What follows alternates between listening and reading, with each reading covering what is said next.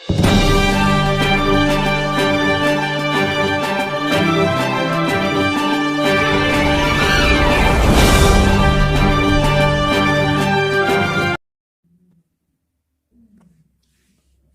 Everyone, welcome to कक्षा affairs, अपनी कक्षा अपना एग्जाम। आज इस वीडियो लेक्चर में हम डिस्कस करेंगे 25 जनवरी 2022 के करंट अफेयर के क्वेश्चन के बारे में। साथ ही हम देखेंगे स्टैटिक जीके और हमारे जीएस के क्वेश्चन कैसे बन सकते हैं इन करंट अफेयर के टॉपिक से रिलेटेड। तो बने रहेंगे वीडियो के अंत तक। आपको वीडियो के बीच में बहुत ही इंपॉर्टेंट चीज़ें मिलने वाली है। तो शुरू करते हैं पहला क्वेश्चन। फर्स्ट क्वेश्चन है, संत रामानुजाचार्य की 216 फुट ऊंची प्रतिमा का अनावरण है वो कहाँ किया गया है? ऑप्शन है सूरत, लखनऊ, रांची, हैदराबाद। तो करेक्ट ऑप्शन होगा आपका हैदराबाद। हैदराबाद में है वो संत रामानुजाचार्य की 216 फीट ऊंची है वो प्रतिमा का अनावरण करेंगे प्रधानमंत्री नरेंद्र मोदी। कौन? हमारे प्राइम मिनिस्टर नरेंद्र मोदी। कब करेंगे? तो 5 फरवरी 2022 को है वो इसका उद्घाटन करेंगे हैदराबाद में। अच्छा, ये जो रामानुजाचार्य की प्रतिमा है वो बैठे हुए शेप में है वो प्रतिमा है। किसमें? बैठे हुए, जो कि विश्व की है वो दूसरी हाईएस्ट प्रतिमा है, जो कि बैठे हुए मुद्रा में है, विश्व की दूसरी। अच्छा, विश्व की पहली कौन सी है? तो विश्व की पहली है वो थाईलैंड में स्थित थाईलैंड की गौतम बुद्ध की है वो प्रतिमा, जो कि बैठे हुए अनावरण में है, वो मानी जाती है विश्व की पहली है वो हाईएस्ट। ठीक है, अब ये कब किया गया? तो जो संत है रामानुजाचार्य, उनका है वो 1000वीं जयंती थी। कौन सी? 1000वीं जयंती, उनके उपलक्ष्य में है वो ये किया गया। अब संत रामानुजाचार्य कौन थे? तो संत रामानुजाचार्य है वो 11वीं शताब्दी के क्रांतिकारी समाज सुधारक थे। कौन थे? क्रांतिकारी समाज सुधारक थे वो 11वीं सदी के। साथ ही में वो एक संत भी थे।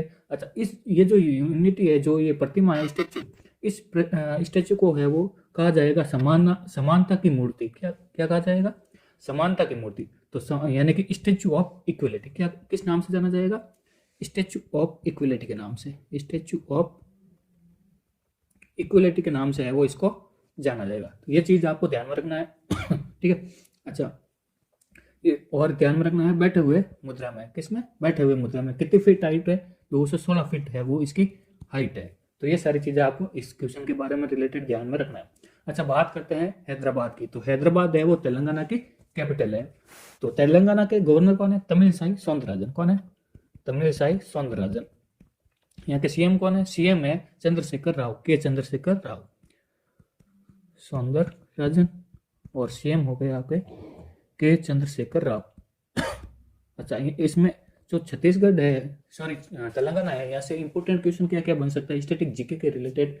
तो यहाँ पे नेशनल पार्क और वाइल्ड लाइफ सेंचुरी की बात करता हूँ। तो यहाँ पर Kasu Brahmananda Reddy national park है, Mahavir Harina Vanasthali national park है। कौन सा? Mahavir Harina Vanasthali national park है। अच्छा, मुरुवानी नेशनल पार्क है, ये इंपॉर्टेंट है, मुरुवानी नेशनल पार्क है ना। इसके बाद है वो अमराबाद टाइगर रिजर्व है। कौन सा? Amrabad tiger reserve. फेस्टिवल की बात करता हूँ यहाँ पर, तो बोनालू फेस्टिवल बहुत ही इंपॉर्टेंट माना जाता है तेलंगाना का। कौन सा? बोनालू फेस्टिवल। इसके अलावा बत्तुकम और काकातिया महोत्सव। बत्तुकम और काकातिया ये इंपॉर्टेंट माना जाता है। ये किसी ना किसी एग्जाम अगर फेस्टिवल से पूछा जाएगा और छत्तीसगढ़ से रिलेटेड, सॉरी तेलंगाना से रिलेटेड पूछा जाएगा, तो ये वाला फेस्टिवल है ऑब्वियसली पूछा जाएगा एग्जाम में। तो कौन सा महोत्सव? काकातिया महोत्सव। कहाँ का है? तेलंगाना का। कहाँ का है? तेलंगाना का। ठीक है। लोक नृत्य की बात कर लेते हैं यहाँ पर। तो यक्षगान है वो लोक नृत्य फेमस है यहाँ का। पैरिनी थंडावम, यानी कि एक युद्धाओं का नृत्य भी ये जाना जाता है। क्या नाम है? पैरिनी थंडावम सॉरी। गोबी नृत्य, यह भी पूछा जाता है। कौन सा? गोबी नृत्य। इसके अलावा दंड्रिया नृत्य। कौन सा? दंड्रिया नृत्य। तो ये सारी चीजें आपको छत्तीसगढ़ सॉरी तेलंगाना के बारे में है वो ध्यान में रखना है। नेक्स्ट क्वेश्चन है। अच्छा, नेक्स्ट क्वेश्चन से आगे बढ़ने से पहले मैं आपको बता दूंगा कि यदि इस वीडियो लेक्चर की आपको पीडीएफ चाहिए तो आप हमारे टेलीग्राम ग्रुप से है वो डाउनलोड कर सकते हैं। टेलीग्राम ग्रुप का लिंक है वो आपको नीचे डिस्क्रिप्शन बॉक्स में है वो मिल जाएगा। इसके अलावा हम टेलीग्राम ग्रुप में है वो डेली के क्विज अपलोड करते हैं, ताकि आप वहाँ से आप अपनी प्रैक्टिस है वो कर सको। तो प्रैक्टिस के लिए आप टेलीग्राम ग्रुप ज्वाइन कर सकते हैं। इसके अलावा कक्षा अफेयर का इंस्टाग्राम अकाउंट है, वहाँ पर भी हम क्विज पोस्ट करते हैं, वहाँ पर भी आप हमें फॉलो कर सकते हैं। किस नाम से? कक्षा अफेयर से। और अगर आप इस चैनल पर नए हो तो इस चैनल को सब्सक्राइब जरूर करें और अपने दोस्तों और स्टडी ग्रुप में है वो शेयर जरूर करें, ताकि ज़्यादा से ज़्यादा स्टूडेंट को है इस वीडियो लेक्चर का बेनिफिट मिल सके। अच्छा, क्वेश्चन था, किस राज्य के मुख्यमंत्री ने अपना कांगड़ा ऐप लॉन्च किया है? ऑप्शन है हिमाचल प्रदेश, उत्तर प्रदेश, सिक्किम या फिर मध्य प्रदेश। तो हाल ही में हिमाचल प्रदेश के सीएम ने है वो अपना कांगड़ा ऐप, कौन सा अपना कांगड़ा ऐप है वो लॉन्च किया है। अच्छा, बात करते हैं हिमाचल प्रदेश की। तो हिमाचल प्रदेश को है वो देवभूमि के नाम से भी जाना जाता है। किस नाम से? देवभूमि के नाम से भी है वो हिमाचल प्रदेश को जाना जाता है। यहाँ के सीएम है जयराम ठाकुर। सीएम कौन है? जयराम ठाकुर। और गवर्नर कौन है? राजेंद्र विश्वनाथ अर्लेकर। राजेंद्र विश्वनाथ अर्लेकर। ये सारी चीजें आपको ध्यान में रखनी है। इसके अलावा बात करता हूँ या इसकी कैपिटल की, तो समर में है वो शिमला रहेगी और विंटर में है वो धर्मशाला। विंटर में धर्मशाला, ठीक है।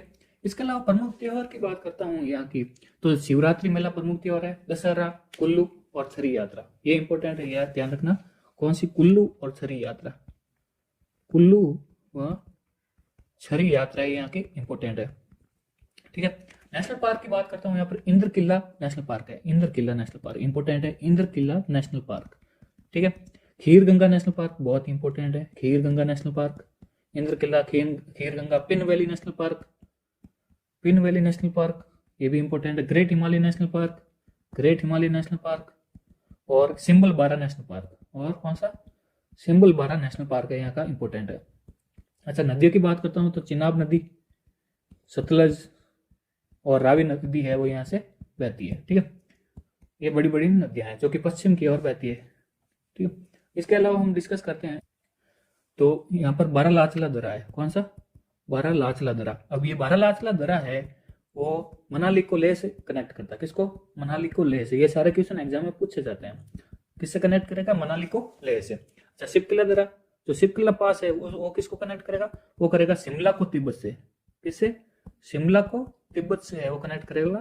करेगा कौन सा? शिपकिला। इसके अलावा रोहतांग दर्रा की बात करता हूँ। कौन सा? रोहतांग दर्रा। रोहतांग दर्रा कनेक्ट करेगा रावी नदी का उद्गम, है ना। रोहतांग दर्रा को जाना जाता है रावी नदी के उद्गम को। रावी नदी का उद्गम है वो रोहतांग दर्रा से। कहां पर? रोहतांग दर्रा से, ये ध्यान रखना। अच्छा, लोक नृत्य की बात करता हूँ हिमाचल प्रदेश की, तो कीकली लोक नृत्य। कौन सा? कीकली लोक नृत्य। माला नृत्य, माला नृत्य, भंगर नृत्य और दानव नृत्य, ये इंपॉर्टेंट है। दानव नृत्य और कीकली, है ना। ये एग्जाम में पूछे जा चुके हैं और आने वाले एग्जाम में है वो ये पूछे जाएंगे। नेक्स्ट क्वेश्चन है, the legend of Birsa Munda नामक पुस्तक किसने लिखी है? ऑप्शन है तुहिन, ए सिन्हा, अंकित वर्मा, भगत सिंह कोश्यारी या फिर ए या बी। तो करेक्ट ऑप्शन होगा आपका ए या बी, ए और बी। तो तुहिन सिन्हा और अंकिता वर्मा ने है वो बुक लिखी है the legend of Birsa Munda, और इसको है वो इसका विमोचन किया है महाराष्ट्र के गवर्नर भगत सिंह कोश्यारी ने। किसने? भगत सिंह कोश्यारी ने। तो ये सारी चीजें आपको ध्यान में रखना है। ये कुछ इस तरीके से है वो ये बुक का कवर दिखाई देता है, जहाँ पर लिखा है द बिरसा मुंडा, ठीक है। The legend of Birsa Munda, sorry ये the legend of Birsa Munda, जिसको लिखा है तुहिन सिन्हा और अंकिता वर्मा ने। नेक्स्ट क्वेश्चन है, भारत की पहली पैरा बैडमिंटन अकादमी कहाँ शुरू की गई है? ऑप्शन है नोएडा, लखनऊ, भोपाल, गुरुग्राम। तो करेक्ट ऑप्शन होगा आपका लखनऊ में। भारत की पहली पैरा बैडमिंटन अकादमी है वो लखनऊ में शुरू की गई है। नेक्स्ट क्वेश्चन है, भारत की पहली संयुक्त राष्ट्र विकास कार्यक्रम युवा जलवायु चैंपियन बन गई है। ऑप्शन है सुष्मिता सेन, अनामिका, प्राजक्ता कोहली, हरना संधू। तो हाल ही में भारत की एक फेमस यूट्यूबर है जो जिनका नाम है प्राजक्ता कोहली, ये है प्राजक्ता कोहली। ये है वो भारत की पहली संयुक्त राष्ट्र विकास कार्यक्रम युवा जलवायु चैंपियनशिप है वो चैंपियन ये बन चुकी है। कौन है? प्राजक्ता कोहली। क्या नाम है? प्राजक्ता कोहली। तो ये सारी चीजें आपको ध्यान में रखना है प्राजक्ता कोहली के बाद। नेक्स्ट क्वेश्चन है, इसरो ने कहां पर विकास इंजन का है वो सफल परीक्षण किया है? ऑप्शन है कर्नाटक, आंध्र प्रदेश, तमिलनाडु, उड़ीसा। तो करेक्ट ऑप्शन होगा आपका तमिलनाडु। इसरो ने है वो तमिलनाडु में है वो विकास इंजन का सफल परीक्षण किया है।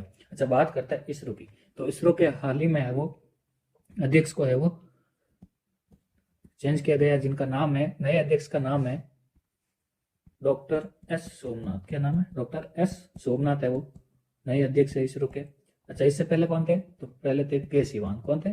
के सिवान है वो इसरो के अध्यक्ष थे। अच्छा, ये कहां पर किया गया? तमिलनाडु के। तो तमिलनाडु में है वो ये महेंद्रगिरी नामक स्थान पर। कहां पर? महेंद्रगिरी स्थान पर है वो आयोजित किया गया, इसका सफल परीक्षण किया गया।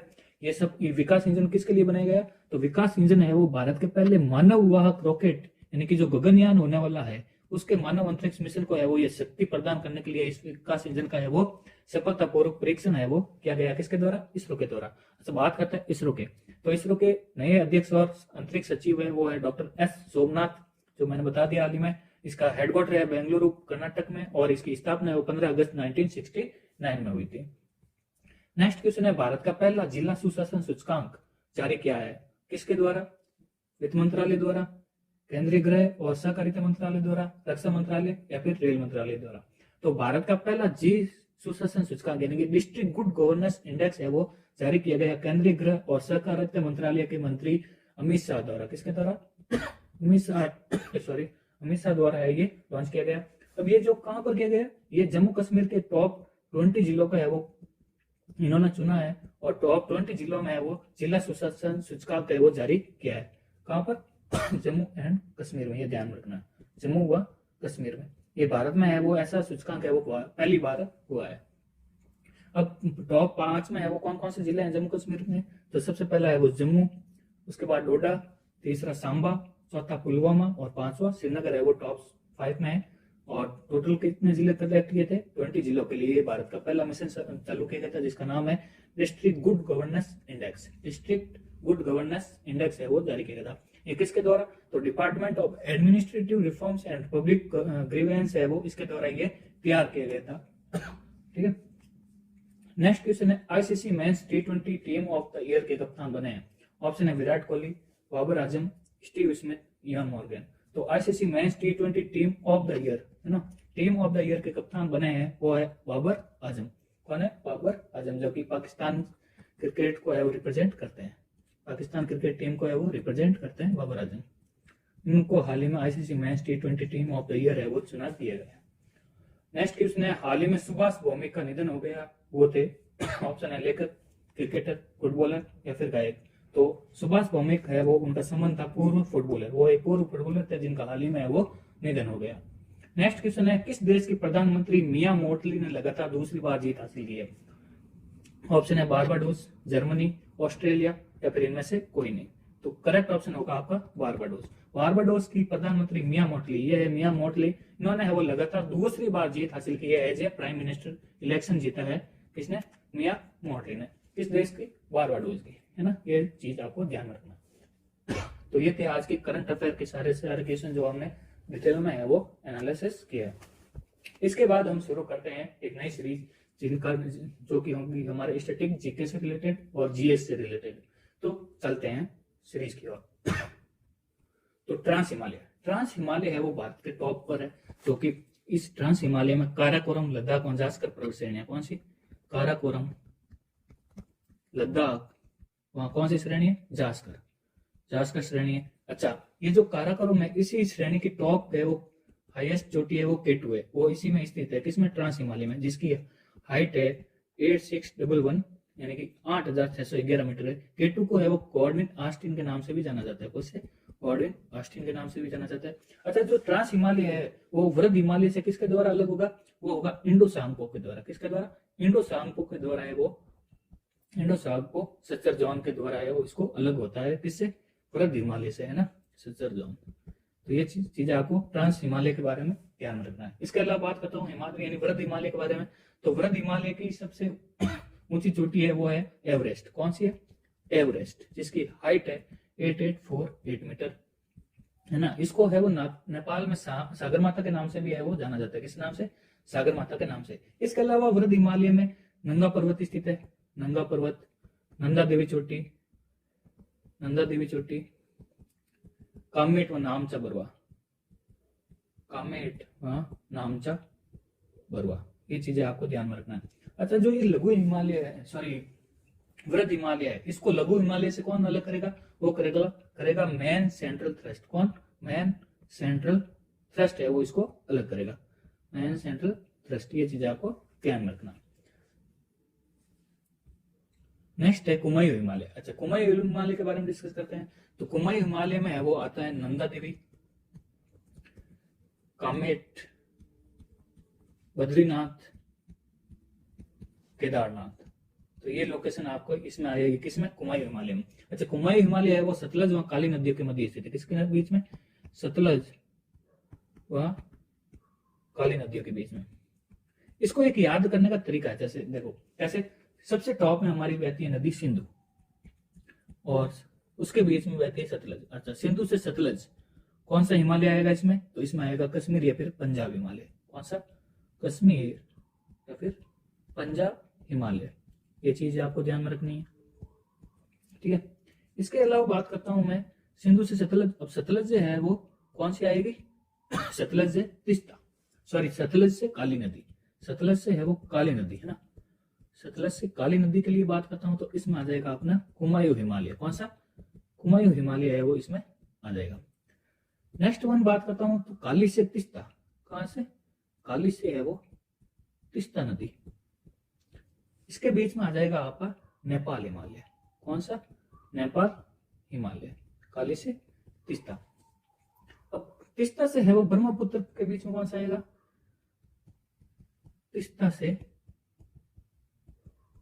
ब्रह्मपुत्र। अब ब्रह्मपुत्र को है वहां पर जानना जाता है सांगपो या फिर दिहांग के नाम से। किसके नाम से, सांगपो या फिर दिहांग के नाम से, है ना। ये चीज आपको ध्यान में, ये भी दे सकता है एग्जाम में। तो इन नदियों के बीच में आ जाएगा आपका असम हिमालय। कौन सा, असम हिमालय।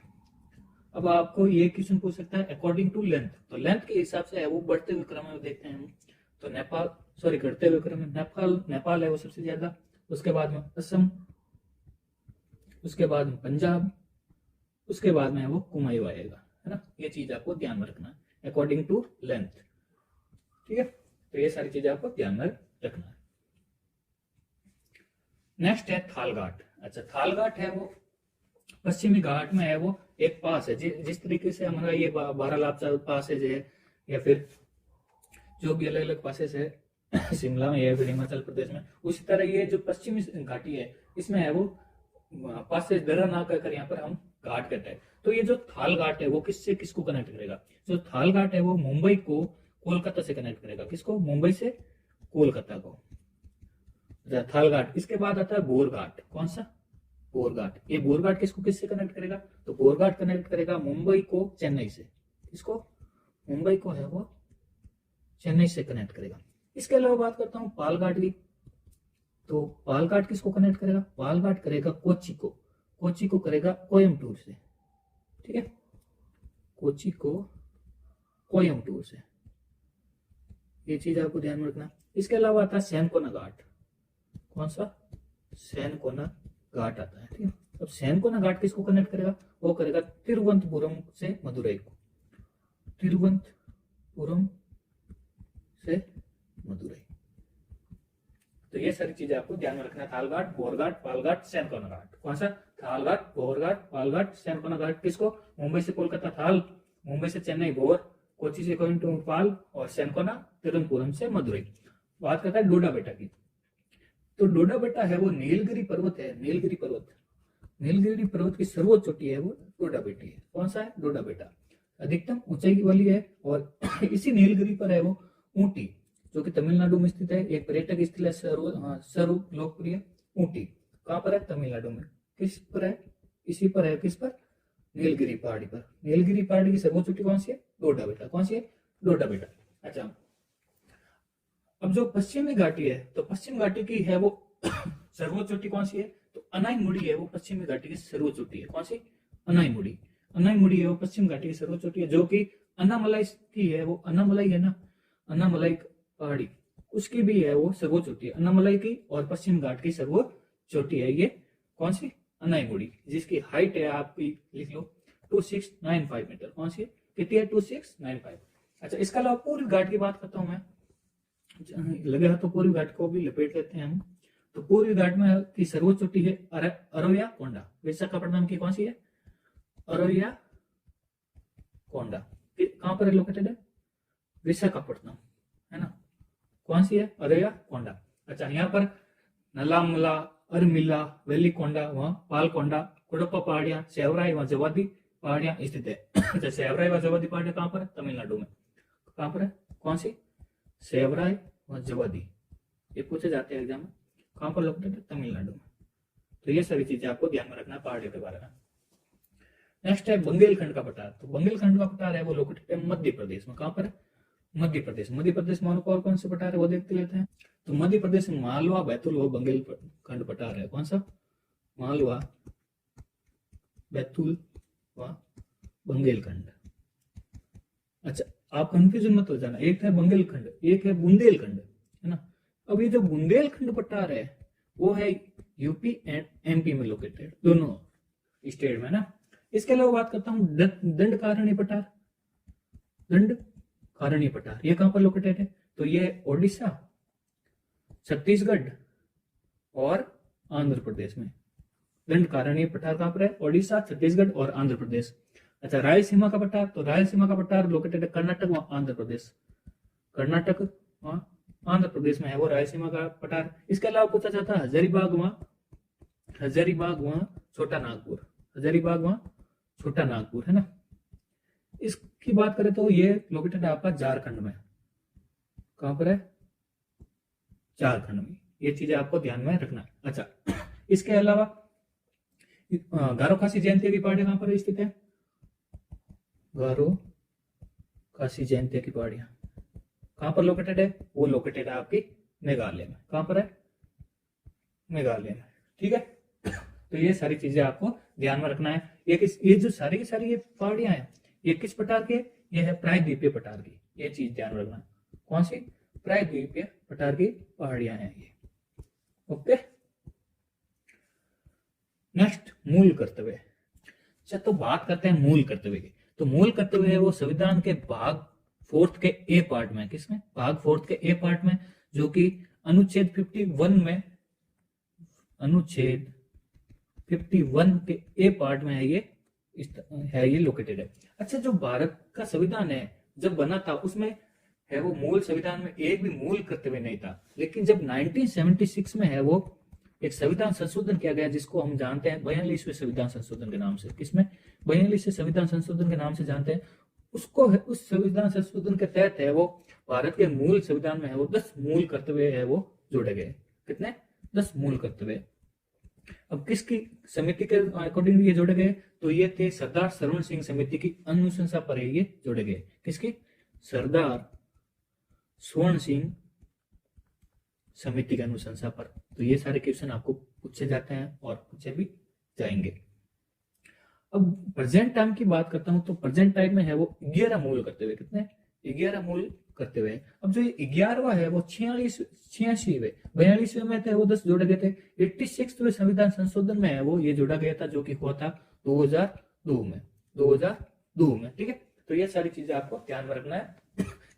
इसमें ऑब्जेक्टिव जो भी एग्जाम होते हैं उसके पॉइंट ऑफ व्यू से ये क्वेश्चन पूछे जाते हैं।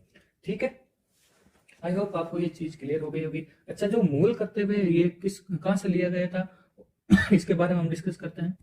तो मूल कर्तव्य है वो लिया गया था रशिया से। कहां से? रशिया से। मूल कर्तव्य कहां से? रूस से। आगे हम देखेंगे कि कहां से है वो हमारे संविधान के प्रमुख स्रोत है जहां से हमने कुछ पॉइंट है वो लिए थे, तो उनको हम आगे डिस्कस करेंगे। इससे पहले हम डिस्कस करते हैं नीति निर्देशक तत्व के बाद। तो नीति निर्देशक तत्व की बात करता हूं तो ये भाग 4 में है। भाग 4 में है ना, नीति निर्देशक तत्वों को है वो रखा गया है संविधान के भाग 4 में। और ये कहां से कहां तक है? तो अनुच्छेद 36 to 51 तक है ये, 36 से 51 तक। अच्छा, हम हाल ही में हमने देखा 4th ए में कौन सा है? मूल कर्तव्य है। और अनुच्छेद 51 ए में है वो मूल कर्तव्य लोकेटेड है। और 51 में कौन सा है? नीति निर्देशक तत्व। कहां से कहां तक? 36 से 51 तक है नीति निर्देशक तत्व है। ठीक है, तो ये सारी चीजें आपको ध्यान में रखना। अच्छा, नीति निर्देशक तत्व को कहां से लिया गया था? तो वो लिया गया था आयरलैंड से। कहां से? आयरलैंड से। तो यहाँ पर हम डिस्कस करते हैं कि भाई हमारे भारतीय संविधान के प्रमुख स्रोत है वो कहां से रहे थे, तो उसको हम डिस्कस कर लेते हैं। मैं यहाँ पर नोट डाउन कर लेता हूँ, आप भी है वो इसका या तो स्क्रीनशॉट ले लीजिए या फिर आप नोट डाउन कर लीजिए। तो इसको आप है वो स्क्रीनशॉट ले लीजिए। ये थे अपने संविधान के प्रमुख स्रोत जहां से हमारे संविधान में है वो कुछ पॉइंट्स है वो ऐड किए गए थे, यानी कि कुछ इंपोर्टेंट पॉइंट्स है वो वहां से लिए गए थे। आप स्क्रीनशॉट खींच लीजिए या फिर पॉज करके आप नोट डाउन भी कर सकते हैं अपनी नोटबुक में। ठीक है, नेक्स्ट बढ़ते हैं 1773 का रेगुलेटिंग एक्ट। 1773 का जो रेगुलेटिंग एक्ट था, ये ब्रिटिश सरकार द्वारा भारत के लिए बनाया गया पहला कानून था। कौन सा? ब्रिटिश सरकार द्वारा भारत के लिए बनाया गया था पहला कानून था ये रेगुलेटिंग एक्ट, जो कि व्यवस्था को स्थापित करने तथा नियमित करने के लिए पहला कानून होने के कारण इसे रेगुलेटिंग एक्ट कहा गया। इसके कारण कि व्यवस्था को स्थापित करने तथा नियमित करने के लिए इसके ये पहला कानून था, जिसके कारण इसको नाम दिया गया रेगुलेटिंग एक्ट। ये जो कानून था, इस अधिनियम के द्वारा बंगाल में गवर्नर जनरल तथा मद्रास में बॉम्बे में है वो गवर्नर पद की स्थापना की थी। कहां पर? बंगाल में है वो गवर्नर जनरल, ठीक है, जनरल। और जो मद्रास में बॉम्बे थे, मद्रास में बॉम्बे, वहां पर गवर्नर का पद है वो स्थापित किया गया था। मद्रास में बॉम्बे, मुंबई को पहले बॉम्बे के नाम से जाना जाता था, जहां पर है वो गवर्नर पद है वो स्थापित किया गया था। इसके अलावा बात करते हैं हम, तो जब ये रेगुलेटिंग एक्ट है वो लागू किया गया था, उस टाइम यहाँ के बंगाल के प्रथम गवर्नर जनरल बने थे वॉरेन हेस्टिंग। कौन थे? Warren Hasting. ये आपको ध्यान में रखना, ये क्वेश्चन पूछे जा चुके हैं सारे के सारे, वॉरेन हेस्टिंग्स, ठीक है। इसके अलावा बात करता हूं इस एक्ट के द्वारा, तो कलकत्ता में है वो सर्वोच्च न्यायालय की स्थापना का प्रावधान है वो यहाँ पर किया गया था। कहां पर? कलकत्ता में सर्वोच्च न्यायालय का प्रावधान किया गया था। और जो कलकत्ता में सर्वोच्च न्यायालय है वो 1774 में इसकी स्थापना कर दी गई थी, 1774 में। और इसके पहले मुख्य न्यायाधीश बने थे लॉर्ड इम्पे। कौन थे? लॉर्ड इम्पे, ठीक है, ये चीज आपको ध्यान में रखना है।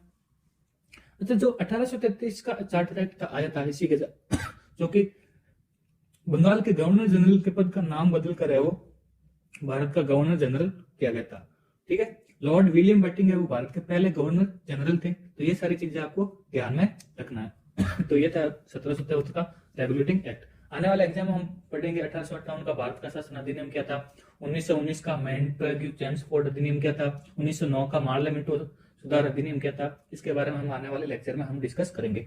तो आज के वीडियो के लिए बस इतना ही। आई होप आपको ये वीडियो पसंद आया होगा। अगर आपको ये वीडियो पसंद आया है तो आप अपने स्टडी ग्रुप और दोस्तों के साथ शेयर जरूर करें। और अगर आप इस चैनल पर नए हो और अभी तक इस चैनल को सब्सक्राइब नहीं किया है तो प्लीज चैनल को सब्सक्राइब जरूर कर लीजिए, ठीक है।